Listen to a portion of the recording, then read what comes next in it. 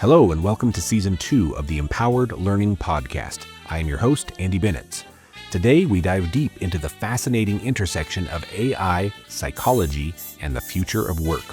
Ever wondered how understanding personalities can revolutionize your workplace, your classroom, or even your family? You're about to find out.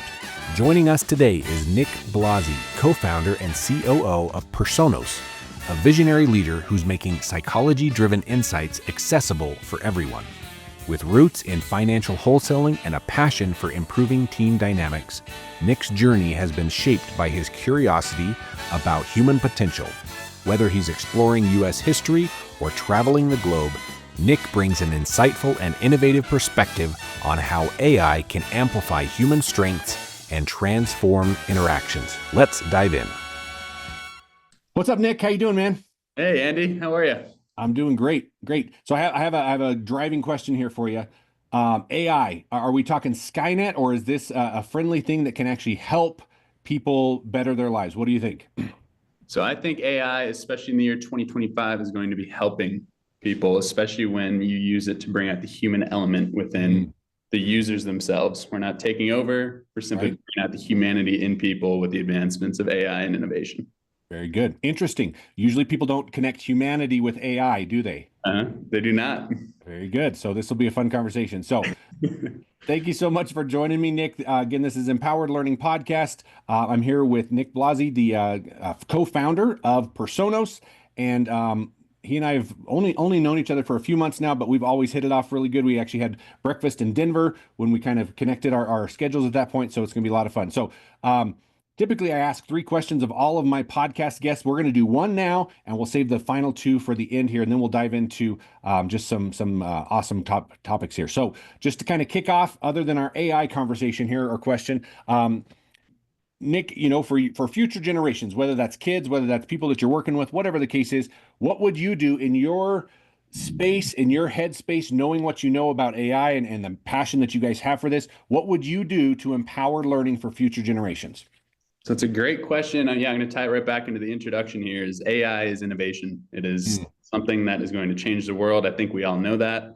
Everyone's heard of AI. They're just wondering how to implement it at this point. And what it is, it's going to be the ability for you to focus more on what yourself while cleaning up some of the minutia of your day-to-day life, your operations, your work, whatever it may be. So what we want to do is have people leverage AI to bring out the uniqueness in themselves. Again, that humanity. How can you be more like yourself? How can Andy be more Andy using AI? It's just one of those things where when you get access to it, it feels like you just gained access to electricity. I've talked to my parents, my grandparents, doing homework in those days. You're going to the library, praying to God that the textbook was there, and then you're reading, flipping, and hoping to remember. Right. AI, is just such a massive breakthrough where if you have a question in this world, you can have it answered. So use that to the biggest part of your ability. And now what we're doing is adding personality to that. So I love it. How can you know yourself? How can you bring that out using AI? Right. Who is that? Socrates, know thyself? Yes. Right. That's pretty good. I don't remember quotes very good, but that's a big one. That is good. All right. I love it. Just don't know thyself, right? But now we're leveraging AI. I love it. Exactly. Cool. Sweet. All right.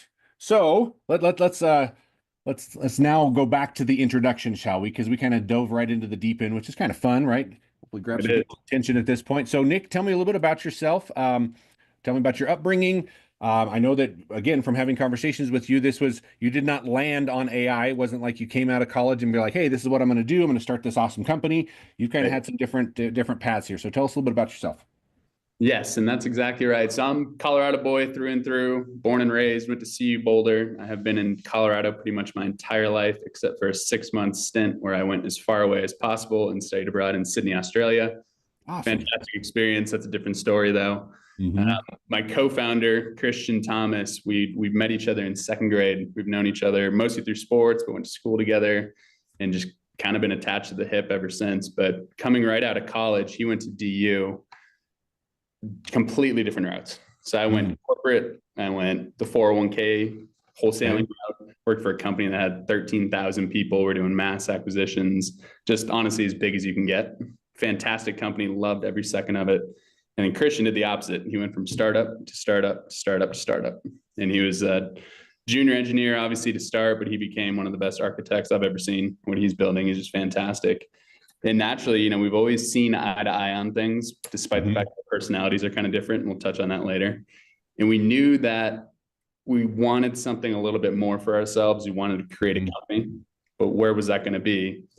Naturally, as we started brainstorming a couple of years ago, we landed on AI. It was just, the timing was perfect. That's all he was working on in the software realm. And it was a matter of, what do you pair it up with? What do you use this innovation to bring towards people? And we talked about various different ideas as to, what could we change? What is this? We wrote, I think, like 500 different ideas. One question really resounded was, what is currently a stack of paper that could be technology? And that's where we landed on personality psychology. When you walk out and you have 80 pages about who you are and what you could be, let's leverage AI, put that technology right into place, and start changing the world with those types of people. Love it. I love it. Again, and so you kind of casually mentioned this, but I think this is such an interesting piece of the story. Again, since you and I have had longer conversations about this, you started, or you led with where you ended, but this was a process, right? Tell me a little bit more about the process that you kind of got all the way to landing on AI and then the personality psychology, because that's something we'll spend a lot of time on. But tell me a little bit more about the process.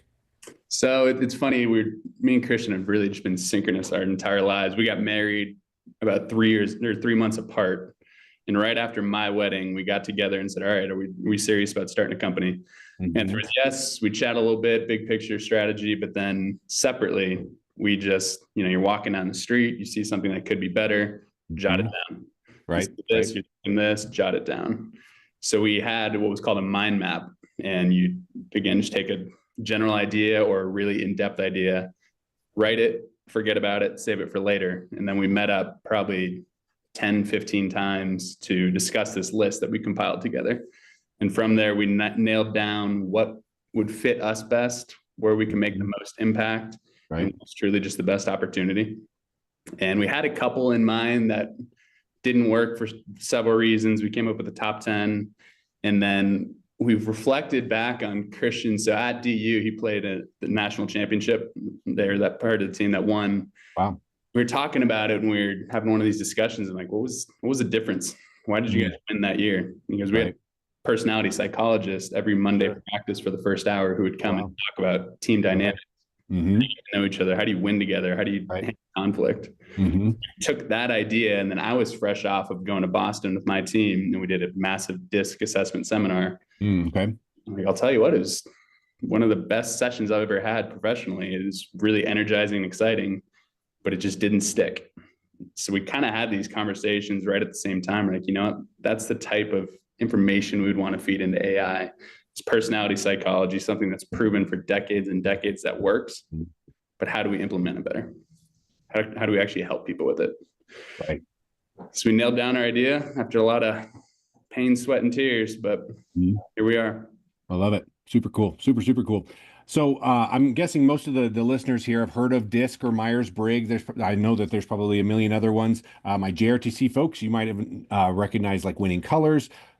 Similarities, right, in all of those. But another thing that, again, I just really appreciated about the conversations I've had with you, Nick, is that it's like, okay, yes, they're good. We're not saying that those are not a good thing. And people get kind of wrapped around the axle about, oh, it's this model. And that's kind of are you a Chevy, a Ford, are you Apple, you're Android, right? You're going to have your personal slant on this, which is fine. I think one of the things that you've noticed on this, again, regardless of which model you choose, is that's fine and all, but what are you doing to actually put it into action? Exactly. So tell me more about that, because I think that, again, no matter where you land on which personality test is your preferred, what were you seeing where they fell flat? So that's a great point. Yeah, and you nailed it on that. I mean, I think extremely highly of every single one, which we've obviously done many times. We've been through the assessments, the seminar. They're fantastic, but it is an implementation issue. It's why you walk away as a letter, as a shape, as a color, as a word. What that has always been is solving the implementation problem, because you learned so much about yourself in a 4-hour period. This is exciting. This is fantastic. But what's a trick to remember it? Well, I'm a letter. Right. That's I mean, it's a good understanding, it's good awareness of who you are. But then when you come to the hand-to-hand combat of your daily life or your relationships or anything that is really challenging you, it's hard to take that packet out, relearn what you were taught, and then try to implement it in real time. So that's what we noticed is, again, the science is spectacular. Each one has their own strength, but how do you make it actually applied to behavior of people who want to use this and, enhance their personality, develop traits to work on weaknesses, that type of thing. Right. Well, and another one, I mean, I'm just thinking of like, I think you and I had this conversation. It's like, again, we're just going to say just in general, personality, disc, whatever it is. There is a process in which to, understand the model, like how it works, what this letter means, what that shape means, whatever the case is with this animal. So there's a process of doing that. Then there's the taking the assessment, and then on the backside there's the idea of understanding the assessment and then how that applies, right? So best case scenario for any one of these, because they're all based in research, there's nothing necessarily wrong with them, but there's a lot of mental energy that goes into one, learning them, two, taking the test and then applying them, which is all great. But as a former teacher, it's like, okay, that's great that you know it. When are you using it? I think of it kind of like a language, right? If you took Spanish in high school, if you've never used it, do you think you're still going to be able to speak that when the time comes? Exactly. My guess is not, right? That's exactly it. That's what we're trying to solve is how do you actually get someone to learn something? Or if nothing else, just take action. That's what we really promote is actionable advice. I love it. Based on you. Let's do it. Yep. That's actually, so action is a perfect word for that. Actionable advice. I heard somebody say a while ago that knowledge is not the key to power. How did it go? Knowledge is fine, but knowledge not put into action is really useless, right? I mean, just knowing something does no good, right? Until you've actually put that into action. So again, all of these great tools, it's great that you know that you're an ISJTP, whatever the case is, right? But if you don't know how that works in a specific situation, and another one, which we're going to talk about here in a second, how that applies to specific people, right? How you apply your personality and your skill set and your strengths to Nick is going to be different than to Christian, and then going to be different to Steve or Luke or whoever the case is, right? So tell me about that aspect, because it's, okay, now we've taken it out of the classroom, we've basically put it in their pocket of now I've got actionable advice, but specifically to Personos, which is what we're talking about, and maybe I need to have you give a little plug on that. Let's answer this question, then we'll come back to that. Yep. How is Personos different than some of the other tools out there, specific to relating specifically to that person and how they tick? So great question. Obviously, personality, there's 8 billion of them. Everybody has one. And I think we all know it's different. There's people talking about their love language or Enneagram, or we know we're different from each other. But what we want is to now address that a little bit better. So for example, an introvert and an extrovert. An introvert probably doesn't want that last second phone call. Hey, do you want to come out to happy hour with us? Or maybe they do, but how can you be more empathetic versus judgmental? People are different. And then again, an introvert extrovert's a pretty basic 101 aspect to think about things, but now you're looking at conscientiousness, you're looking at to adventure. Once you get a little bit more detailed into how different people are, that's where you want the creativity of AI, so that something that could never cross your mind if you sat there thinking for 10 hours straight as to how to address a situation better with a different type of person, the AI can leverage this quantitative information from the psychology and the science, allowing you to have an out-of-the-box option to try, see if this works, see if this enhances your conversations, your communication, leading to less conflict, or sometimes conflict is good, and it'll tell you that as well. Right. But people are different. We will always address that and accept that, and life can be a little bit easier when you accept that fact. I love it. So we again, we're doing things a little bit backwards, right? We kind of dove into like the what. Now tell me a little bit about what Personos is, what your mission is, what it is that you guys are trying to go for.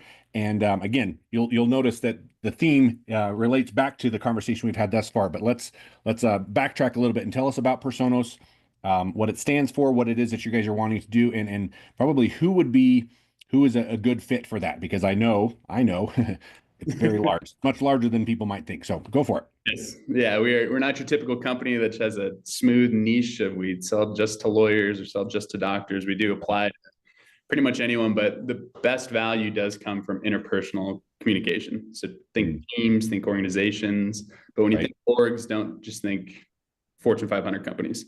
Right. Schools, fire departments, churches, anytime that you really want to enhance that communication style, this is the tool to use. And the way it works is, I've mentioned 1,000 times now, it's AI plus the 5-factor model of psychology, which is the academically accepted model.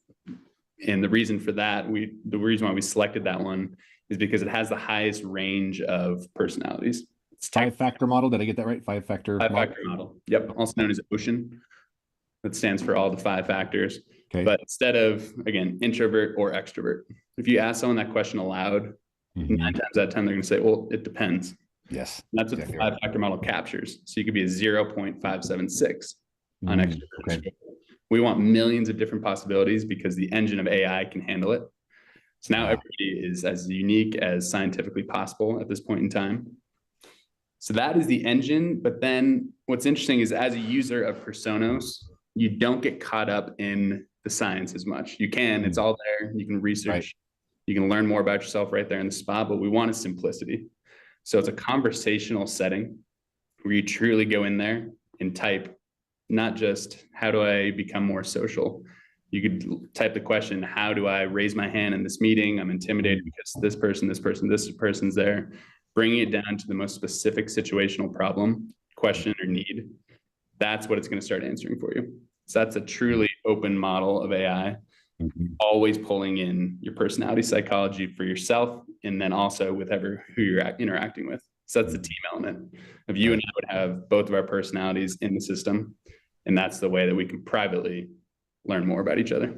I love it. I love it. So, this is definitely right up my alley as far as it's technology, but it's also interpersonal communication. It's bettering yourself. It's kind of like one of those things of like, if you're one of those lifelong learners that's always trying to better yourself and to be a better communicator, better, just boss, better husband, better, whatever the case is, it applies in so many different situations. So give me kind of like a top, I don't know, 5 or who is it that you're trying to market this towards and maybe what benefit it goes towards those specific folks. So certainly corporations, okay. They are, Myers-Briggs and Hogan currently have 90% of the Fortune 100. We see there's just a need. They understand the value of personality psychology, which can kind of be complex in itself. Right. It certainly works. Number 2, I would say schools, school districts, school employees. It's kind of up to that area if they want to get the students involved based on their age and that type of thing. But it's great for the employees. There's a lot of friction, a lot of things to learn about each other there. I would say organizations that are a little bit outside of that, so I think first responders, fire departments, police departments, nursing, folks that see a different type of challenge than folks like myself who sit at a desk all day. And they kind of retroactively, what could have gone better? Why did this happen? Yeah. So that's great. Social or religious type organizations, churches. Again, how do we get to know each other better? And then other than that, everyone else. I'll throw it in there because it is actually on the website is families. And it's such a, again, you looking at this range, you're like, there's no way that one solution, if we want to call it that, it's much more than that, but there's no way that it would find, massive benefit for all of these. I would beg to differ. It actually does. It does fit all of these things. And once it's learned the dynamics of how Nick ticks, how I tick, how my wife ticks, the conversation and the recommendations that it provides are based on how they work, how you work, and then how do we stretch that and how do we do that? So all of these, and we're probably forgetting five or six more, right? There's so many other things that it could work with. Yeah, that is absolutely right. It can be a little daunting in my chair sometimes, but it's also fun to see different unique use cases. Right. So let's talk a little bit about this. And this one specifically, you and I got connected through a good friend of ours, Steve Huff, Dr. Huff, and he's a go-getter. I'm sure he's probably thought about all of these, and he's the one that probably has 10 more on his list of folks to talk to. But he had a really cool use case for Personos in the EMS field, and I wanted to give you just an opportunity to kind of share about some potential use cases for using Personos in, I think it was a firefighting organization. Tell us about that a little bit. Right. So yeah, it was a fire department. He's pretty good friends with the battalion chief here in Colorado, and just brought it up one day. I think they're, at a concert or playing pickleball, something along those lines, just bumped into each other. And he brought it up. And when he did, again, we were focused more on the corporate side and schools district side at that point in time. But Steve just started talking about, would this fit for your firefighters? If they have challenges and something they want to work on. He goes, absolutely. Unfortunately, we're dealing with some mental health issues in his department at that time. Yeah. And there's a certain element of where do you go? Right. You have your family, you have your team, you have your fellow firefighters, but at some point you also just want a little bit of privacy and a little bit of advice to do so. So it was really interesting to see this expand. And that's where we came up with the idea of adding context to the whole system. So when we bring on a fire department as a client, teach Personas at the highest organizational level that this is a fire department. Here's what they believe, here's their creed, and then everything that comes out for those firefighters is now applicable. So it's not telling you, make sure you have the most productive one-on-one meeting with your boss today. It talks fire department language to them and what they truly believe in themselves. It's really interesting to see this start to expand. And most importantly, the biggest revelation out of that was this has the opportunity to truly help people with some of the stuff that they're working on and the challenges they're facing. Right.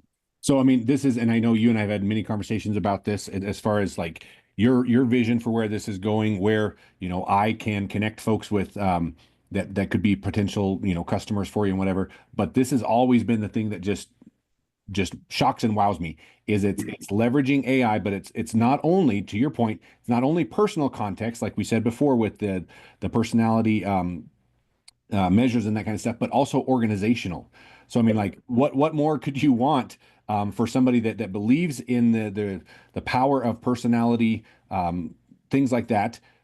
You're getting personal context, you're getting organizational context, and you're getting a model that they know that works. So I don't know what more people would want for a tool like this to be able to bring all of that in, put it in your pocket so it is actionable, and it's giving you advice that actually matters specific to this person that's not just generic, which is what you'd get, outside of this type of environment. That's exactly right. It's customization to the highest level, and that's the benefit of AI. But at the end of the day, we trust our customers. So if our customer believes this, something, the customer's always right.